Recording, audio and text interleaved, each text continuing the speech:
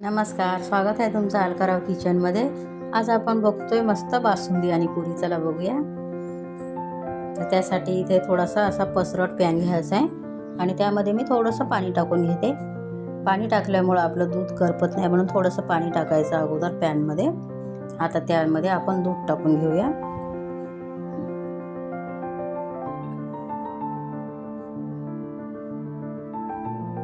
तर गुढीपाडव्याच्या तुम्हाला खूप खूप शुभेच्छा.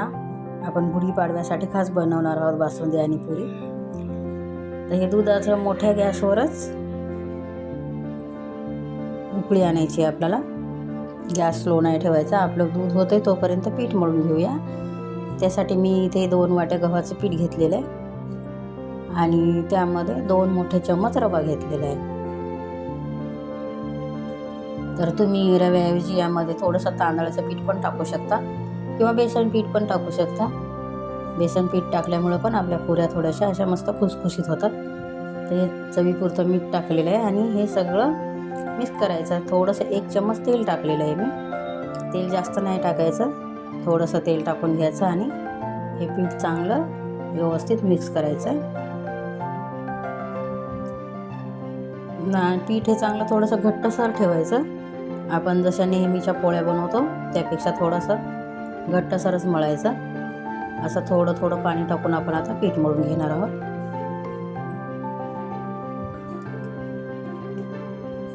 तोपर्यंत आपल्या दुधाला पण छान उकळी येईल. आणि बघू शकता असं थोडंसं घट्टसरच पीठ मळून घेतलेलं आहे मी. आणि हे पीठ आपल्याला चांगलं 15 ते 20 मिनटं आपल्याला असंच आता झाकून ठेवून द्यायचं आहे, कारण त्यामध्ये रवा टाकलेला आहे. तर रवा फुलून येण्यासाठी आपल्याला 20 मिनटं तरी हे पीठ ठेवायला पाहिजे बाजूला. तोपर्यंत बघू शकता दुधाला पण छान उकळी आलेली आहे.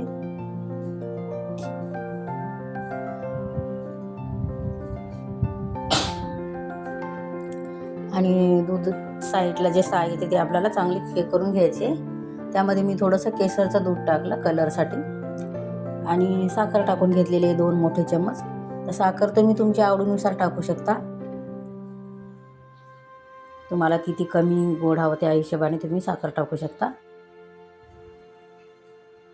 आणि बघू शकता आपली बासुंदी खूप छान घट्टसर तयार झालेली आहे. 20 ते 25 मिनटं लागले मला आणि 20-25 मिनटामध्ये बासुंदी तयार होते आपली. आता त्यामध्ये ड्रायफ्रूट टाकून घेऊया. हे ड्रायफ्रूट पण तुम्ही तुमच्या आवडीनुसार टाकू शकता. आणि रेडी आहे आपली बासुंदी. आता व्यवस्थित मिक्स करायचं सगळं आणि केसर टाकल्यामुळं छान कलर येतो. आता आपली बासुंदी रेडी आहे. आपण आता पुऱ्या तळण्यासाठी तेल गरम करून घेऊया.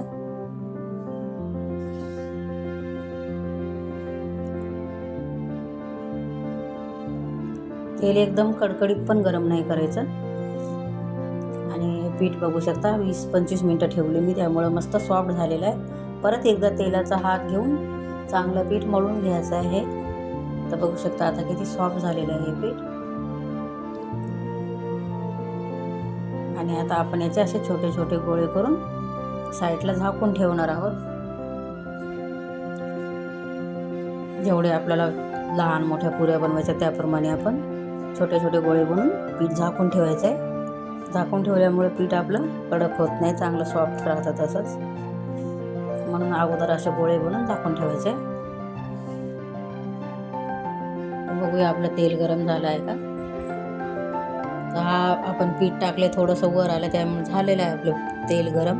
एकदम कडकडीत पण गरम नाही करायचं, मग लगेच पुरी आपली करपते. अशा आपण आता पुऱ्या लाटून घेणार आहोत. पुऱ्या लाटताना पीठ लावण्याची पण गरज नाही आहे आणि आपलं पीठ पण एकदम सॉफ्ट झालेलं आहे. त्यामुळं थोडंसं तेल लावायचं लाटण्याला आणि पुरी लाटून घ्यायची आहे. पुरी लाटताना पण एकाच साईडने लाटायची, आलटून पालटून नाही लाटायची. आणि ज्या बाजूने आपण लाटून घेतलेली त्याच बाजूने तेलामध्ये सोडायची आहे.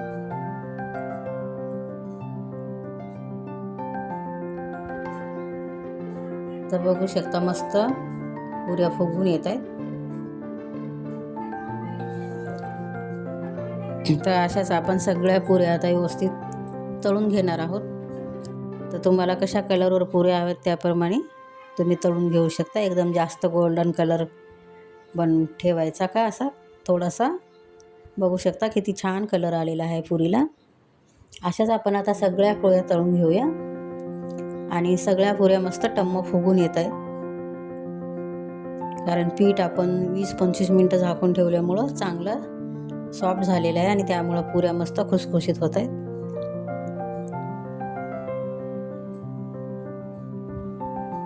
बघू शकता किती छान कलर पण आलेला आहे पुऱ्यांना. रेडी आहेत आपल्या पुऱ्या पण.